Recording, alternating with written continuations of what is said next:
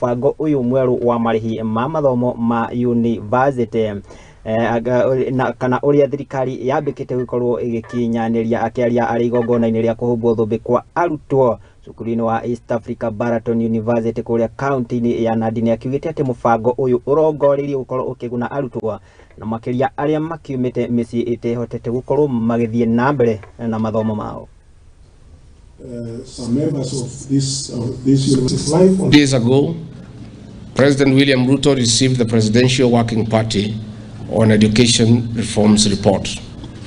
The report has set on course a raft of reforms that will re-engineer the education system to meet emerging socio-economic development demands of our great country. It also happens when our nation is grappling with rampant unemployment as graduates from tertiary institutions compete for limited opportunities. Nimeona sasa wakijaribu kusema ati the changes we have made in the education sector is making education for the rich. It's a lie, blatant lie. What we are saying is we are changing the model so that people, once you are given assistance, is full. Hakuna haja kusomesha mtoto umpatie bursary form 1, umwachilie form 2, hana then arudi nyumbani umeenda hasara.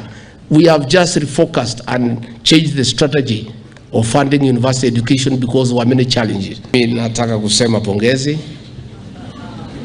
sana kwa wale ambaye wanafuzu leo.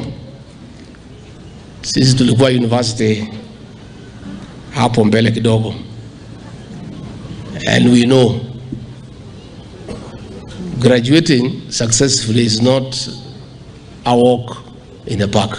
Your Excellency, sir, thank you for accepting our invitation to speak for our 2023 graduation ceremony. Na tugitigane na icio ciegie mathomo kana mutaratara mweru wa marihi ma university na tukirongorerio riboti ingi na ni ati mutumia wa